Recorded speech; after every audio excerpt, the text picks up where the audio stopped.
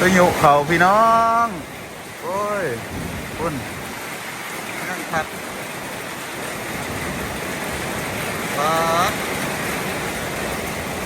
คุณดีแต่แล้วเขามาว่านนี่พี่น้องเลยในต้นข้าเจ้าภูอันนี้เด้เนาะภูกำลังตัดเขาแล้วมือนี่มุนเบิดเขาข้าเจ้าคุณทั้งลมทั้งฝนพี่น้องตายว้ายฟิวครับคุณหลังจากพายุผ่านไปเมื่อคืนนี่พี่น้องเพื่อนอาวเขาปิว หลังคาอาวเขาปิวเดือดซ้ำนี่ว่าข้าน้องว่าเดือนโหยานว่าตอนมันปิวเห็นแต่อยู่นี่บ่เขาอยู่นี่เขาอยู่ล่างเขาอยู่บกปูนอยู่นี่อยู่ล่างมันเดียวจังที่เถอะข้าน้องว่ามันตะเนาะมันตื่นขึ้นมาเห็นจังบ่างอยู่โอ้จ่ายเอ็งที่พาพี่น้องไปขึ้นไปเบิ่งกันเถอะก็มันปิวลงไปซ้ายนี่มันปิวของผู้ใดสว่าอันนั้นปิวไปเบิดหลังหันจะมันใหญ่หลังหันนี่บ่เห็นเขาจะว่าหรอกว่าพี่น้องอันเพื่อนเขาปิวป้าพายุมาเมื่อคืนนี่อันนี้อยู่บ้านน้องแหงเลยพี่น้องน้องแหงมันคงเสดนแพงสารวัตรป้าอันนี้มันหลังคาเล็กที่น่ะหุ่นจะมันแบบอันนี้เลยห่อยมันพี่น้องจะมันยังเป็นอันนี้เลยใหม่จนหักเบิดป้าดิตัวใหม่ตรงนี้จนหักตัวตกใจป่ะตัวนอนอยู่ใส่มันขึ้นนี่นอนอยู่ใส่นี่ป่ะโอ้ยอยู่เฮือนหลังนั่นโอ้ป้าเปียกเบิดพี่น้องเลยเพื่อนอยู่ลาวสิประมาณนี้แล้วมุ่งอันหลังคาโดยสังกะสีกับอันกระเบียง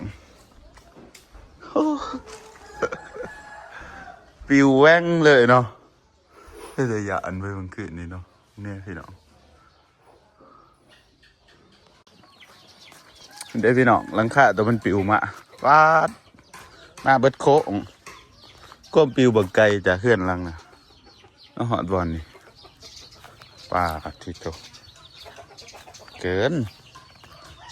เคยเห็นจากเสือนี่หลังคามันเป็นอันเขาเอิ้นว่าเอียงเนาะสังกะสีซะเป็นสังกะสีแบบอันนั้นก็จะเขือกนะปิวเลยคิดว่าเม่นอันนั้นคิดว่าเม่นละมุ่งอันนั้นเลยตำอิดนะบ้านอันนี้เป็นเฮือนอาวบาสุกเนาะเฮือนน้องของพ่อบาสุกเด้อเป็นอยู่บ้านน้องแหงถ้าได้ยินข่าวตื่นสามารถเขาก็ได้ว่ามาเบิ่งก่อนมาจอบเบิ่งก่อนว่ามันปานได้เล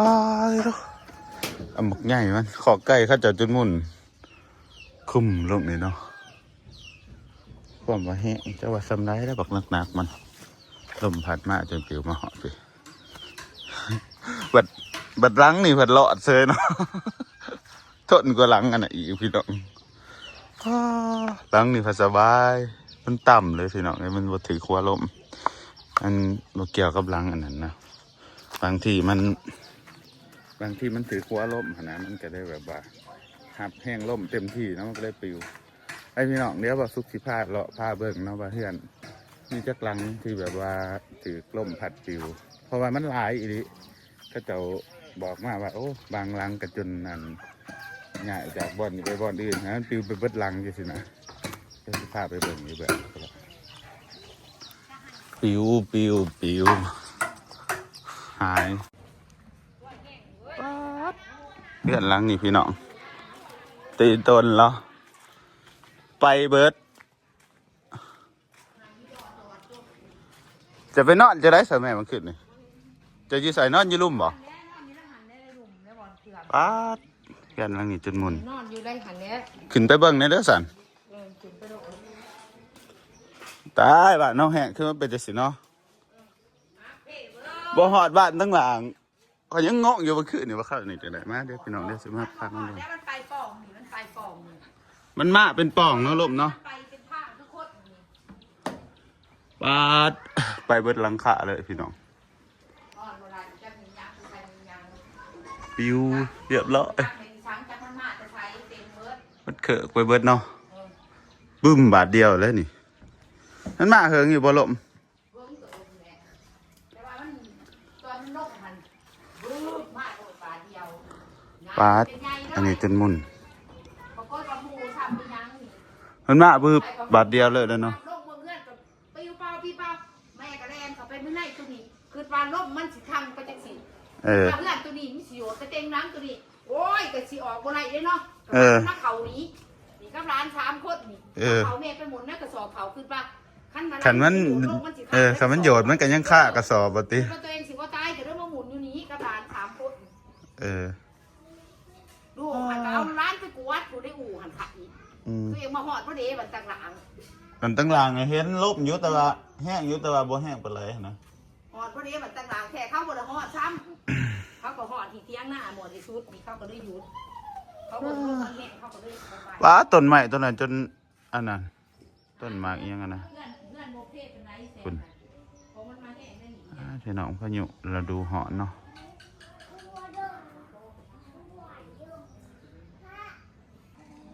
7-8 หลังพี่น้องในหมู่บ้านนี่ ล้างแห้งกับล้างคุณ ปิว ล้างคุณเองนี่ โอ้ยถ่ายกุ๊กกล้วยลบมาติบ่เหาะโอ้แสดงว่าแห้งเติบเนาะโห ตายบ้าเพื่อนอีเดะดันดู หอยลบมันมาทางนี้พี่น้องมันมาเบือกในบาทเดียว มันเป็นจะไรเด้เนาะตอนน่ะโอ้ยคือแบบนี้ก็กล้วยเขาเจ้าฮักจนเบิดขนาดมันต่ำนะนี่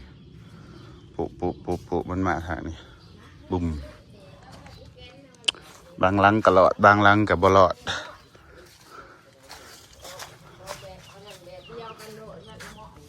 ปาดเพื่อนไผหลังนี่นะปาดไปเบิดหลังสังกะสีมันอยู่ไส ไปจนเบิดมันปิวไปโลกใส่เออหลังนี่ไปก่อนหมู่พี่น้องบ่เหลือหยังเลย ไปเบิดอันน่ะอยู่ไสอยู่ไสมันถึกเนี่ยหลังนี่บ่หลังนี่คือนางซิ่วอยู่หลังนี่ นั่งขาแป้ง เพื่อนเจ้าว่าถือบ่ ถือตัว ใส่เพื่อนเจ้า ผู้ หลังนี่นี่บ่ ผู้ที่ตรงหน้าผู้ โอ้ยอยู่ตรงหน้าผู้อ๋อแต่อีตนผมบ้านน้องแหงเอ้ยปิวคักปิวแน่ปิวจนเบิดหลังนี่นะว้าวที่ตัวใส่โอ้ยทำนี่นะโอ้ย ตอกก็ได้เนาะ ตอกเขาซะเอาตะปูมาตอกเขาเด้อ โอ้ยพี่น้องเลยเดี๋ยวสิมาถ่ายให้เบิ่งหลังนี่หลังนี่มันไปเครื่องหลังเนาะมันไปเครื่องวิเห็นบ่เดี๋ยวสิบินโดรนให้เบิ่งเด้อพี่น้องจักหน่อยใช้หลังเลยไปหลังนี่ก็ไปบ่ นี่พี่บ้านอีกครั้งหนึ่ง อยู่ใช้ตัวายกไปเบิดหลังหลังนี่บ่โอ้โหหลังนี่ก็ปิวหลังนี่มันอยู่อันนั้น ล้างหนึ่งกับปิวเนาะ หลังนี่ก็ปิวมันอยู่หัวหมู่เด้เนาะมันอยู่หัวลบมันน่ะ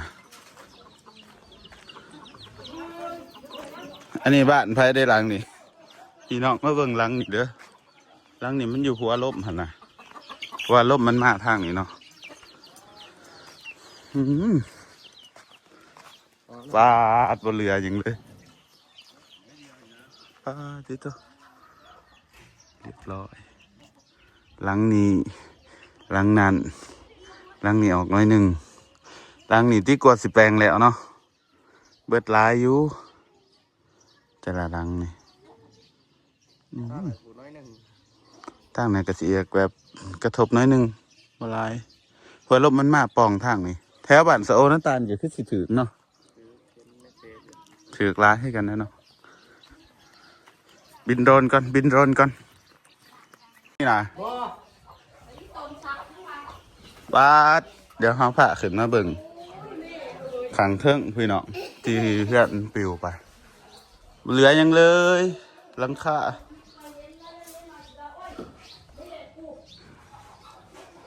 บาดบนเรือเลยพี่น้องโอ้แต่อีตนเขาจะถือเป็นเพื่อนอันนี้นี่ก็คือว่าให้กันแล้วผู้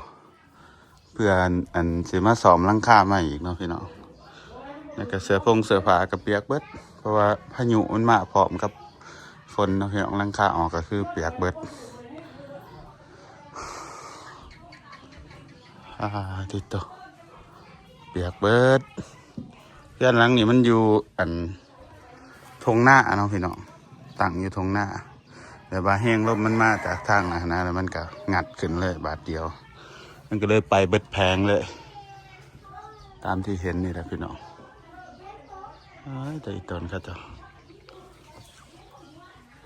อันนี้เพื่อนอันเนี่ยพี่น้องทางพ่อประสุกนี่แหละพี่น้องเพื่อนไก่เพื่อนเคียงกันอยู่จนเบิดจะไปนอนอยู่ซ้ายมึงขึ้นนี่ นี่แหละบ่นอนนั่นแหละครับ ไอ้ไก่ขึ้นไปนะ นี่บ่นอนมันเปียกเบิด โอ้ เราผู้ได้ก็เปียกเบิด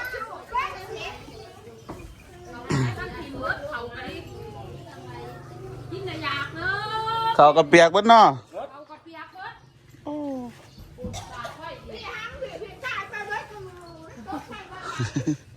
ห้องเจ้าก็ปิวเอื้อนเจ้าหันเจ้ายังบ่ปิวเนาะเจ้าเนาะ มาตามน้ำหางาน นี่ กูดิ ตัวนี้หน่อยนี่บ่ปิวเฉย โว้ยทั้งกลางในเลือดบอลลบ จะไปรีอีซ้ายมึงขึ้นนี่ บอลอยู่ในที่ดินนั่น ดิน แล้วบางไม่ได้หูเอาหูเพิ่มอยู่หันได้แล้วไปวัดจักร ว่า เหนือ หลังนี่เนาะแห้งกันหมูเนาะกับหลังตัวน่ะ แม่นี่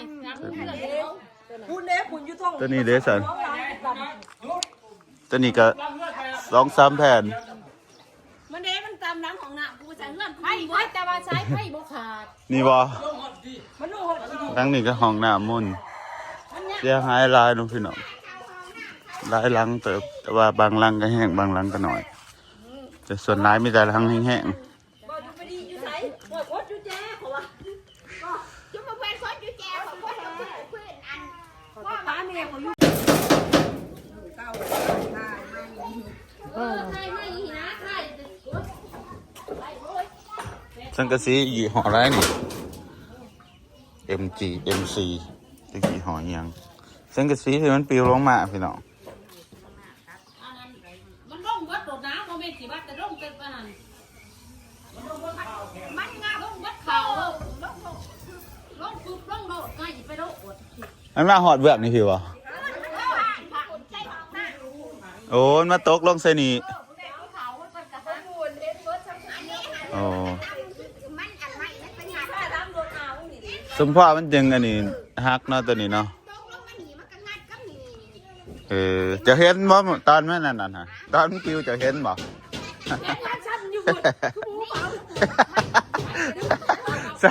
ฉันคือหมูเผา ตั้งปืนอันเขาว่ามังหัน มันเป็นแนวอะไรจะเกิดท่านสงครามมาตะกี้ เขาถามว่าหันได้ยัง ไปรุ่นสงครามแล้วนี่เนาะแต่ท่านสงครามเสยบ่เจ้านะไปรุ่นสงครามพี่น้องเบิ่งแขนเบิ่งขากับหูอันนี้แขนบ่นี่ อะไรยิ่งก็เลยเกิดมาใครใครจะยังบ่ได้ยิน ลูกหนูนั่นเข็น โอ้บ่าวสุกเลยนี่พี่น้อง มาท่าค่ะ กินข้าวกันยังมึงสาว เสียท่านนี่ออกมาแต่ เขา เอา กับบิ่งป่าขันนี้ พิงบากันแยงเป็นแต่แสบเนาะ ไปจังหันไปจังหันเนี่ยลูกเจ้านี่ อืม อีกก็เฮ็ดเฟะในจังหน่อยก็ไป อืม หันขึ้นชายเอาในเรื่องหันกระดูกจัง ใส่หลังไหนมันเลิกโอ้หลังไหนก็เลิกได้สิไปถ่ายให้เบิ่งไปถ่ายบินโดรนนี่จักหน่อยนี่เดี๋ยวสิบินโดรนให้เบิ่งพี่น้องว่ามันอันนี้เป็นไงถ้าโดนมันโดดไล่ก่อนสิบินเบิ่ง ไม่ เขาบังเหรอ จากจะเพื่อน นั่นน้อง บึ้งหัวอก เพื่อนไปถวัง มันมาตัวนี้เนาะ บ้านไปหอดน้องกู เบิ่งน้ำไปห้องเลยเดินไปจับมาอย่ามาหัน เขาจะไปนอนยืนเดินเราเปล่า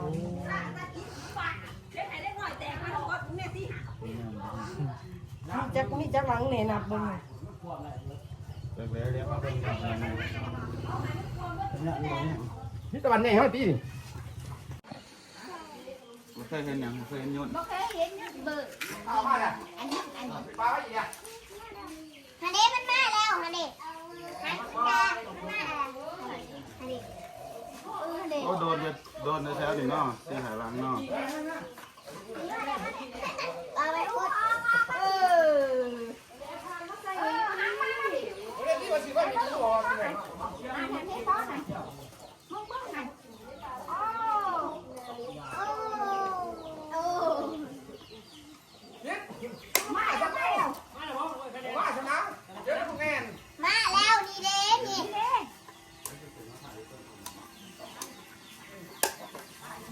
ี๋ยวเสียงมันมาเด้อ นี่เด้เด้มาเลย ยุดเดี๋ยวได้ซอย มาเลย มาเลยบอกให้ใครทักมั่ง ไปมันนอนอีกแล้วอย่าอะไร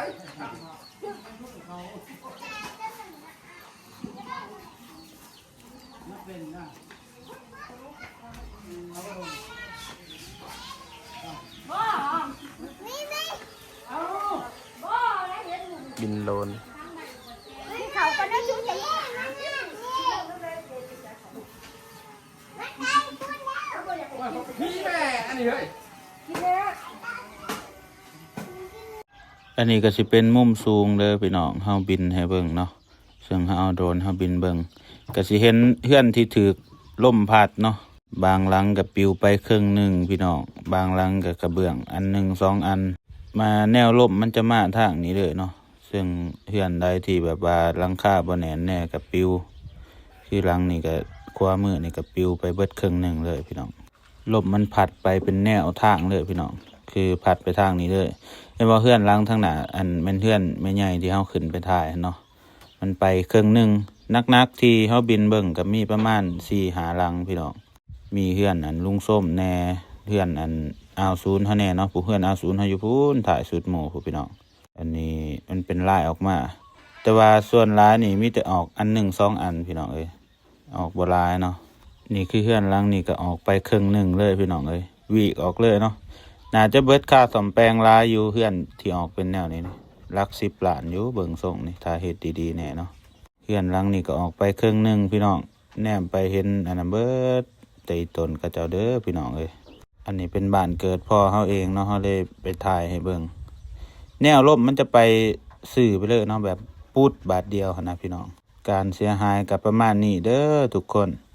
อันลมพายุเขาอันนี้บ่อนเสียหายมันก็สิประมาณนี้เนาะพี่น้องเพราะว่าเฮือนบ่อนนี่มันเป็นหัวลมหั่นนะมันก็เลยเสียหายหลายเฮือนไผตั้งอยู่ทางกลางก็สิรอดปลอดภัยแน่เนาะพี่น้องไปพี่น้องหลังจากบินโดรนแล้วเฮาก็สิกลับเนาะอันนี้ก็เป็นเฮือนแม่อูเฮาพี่น้องแต่ว่าแม่อูเฮาเสียแล้วเนาะตอนนะเฮือนของพ่อเฮาบ้านเกิดพ่อบาสุกเองเด้อบ้านนี้ก็เลยมาถ่ายอันนี้เป็นน้องลาของพ่อบาสุก เนาะ น้องลาของพ่อบาสุกก็คือกันบ่ เมื่อก็เลิกบัดนี้มาถ่ายอันว่าให้พี่น้องได้เบิ่งเนาะไปต้นกับเจ้าพี่น้องเอ้ยบางร้านก็ไปครึ่งหนึงบางร้านก็ไป2-3 อันแต่ว่าไปครึ่งหนึงมีหลายหลังเติบไป6 หลังพี่น้องก็ตามดินเบิ่งเนาะพี่น้องที่ทางเบื้องอันนั้นเบิ่งมันไปนะครับแล้วพี่น้องเพราะว่าบินเบิ่งมาถ่ายให้เบิ่งแค่นี้เลยแล้วมันคือมันมาตามแนวเดียวเนาะลบเนาะมันมาตามแนวนี่พี่น้องเลยมันก็ถือเบิดเทือนไรที่ถือที่ทางนี่คือเทือนหลังนี่ก็ไปเครื่องหลังเทือนยังไงหลังนี่ไปเครื่องหลังบางหลังก็ไป2-3 อันกลับเลยวันนี้ก็กล้วยตัวนี้ที่เนาะ บัดนั้นมาทางนี่บัดล้างนี่ผัดบ่ปิวเนาะแสดงว่าเพื่อนวางล้างมันก็แข็งแห้งจนมันบ่ปิวเนี่ยวางล้างมันก็บ่แน่นมันก็ปิวสังเกตเพื่อนอยู่แล้วจะเป็นแนวนี้เด้อพี่น้องได้เห็นนะเขาจะวางเสาไว้แนวนี้เห็นบ่วางเสาไว้ตรงกับอันก้อนเสาเพิ่นว่าตีนเสาเป็นก้อนเสาตีนเสาพี่น้องขอไปเขาจะว่างไว้แนวนี้เพิ่งทุกหลังเลยแต่ว่ามันกับบปิวเลยพี่น้องเห็น FC มาคอมเมนต์ว่าเอ้าเพื่อนฟังเล่าส่วนร้ายคือเห็นแต่แนวนี้เพิ่นว่าอยู่เล่าส่วนร้ายไปเบิ่งรถพี่น้องอยู่อันหลายๆบาทนะได้เห็นรถเขาจะว่างเพื่อนใส่เสาแนวนี้ใส่ตีนเสาเนี่ยแต่ว่ามันกับบเติงขันแบบเวลาล่มมากมันกับบปิวเลยที่เขาว่างเนี่ยนะก็เพราะว่าบ่ให้ปวกมันกัดเนาะพี่น้องบ่ให้ปวกมันกัดเพราะว่าตีนเสามันเป็นปูนเลยปวกมันก็สิบ่ขึ้นบัดน้อยบ่โดนเนาะบัดน้อยเนาะโดนแต่หลังนี่เนาะเด้หลังตำอิดนี่เด้กระเบื้องกระปิวอยู่แล้วนี่อยู่หัวลมนี่นี่หลังนี่กระปิวนี่พี่น้องนี่เห็นหนอหลังนี่ออกน้อยหนึ่งหลังออกลายนี่คืออยู่หัวลมทางนะแสดงว่าบ้านสะโอหน้าตานี่แห่งลายอยู่หลังนี่ก็ไปครึ่งหนึ่งเลยเห็นไหมสะโอหน้าตานี่ปิวโอ้หลังนี่ก็ไปนี่เห็นไหมนี่หลังนี่ก็ปิวเลยตีจนเขาจะหลังซุ่มนี่สบายเนาะลมมันบังไปเลยปักพี่น้องกลับบ้านเท่าบัดนี้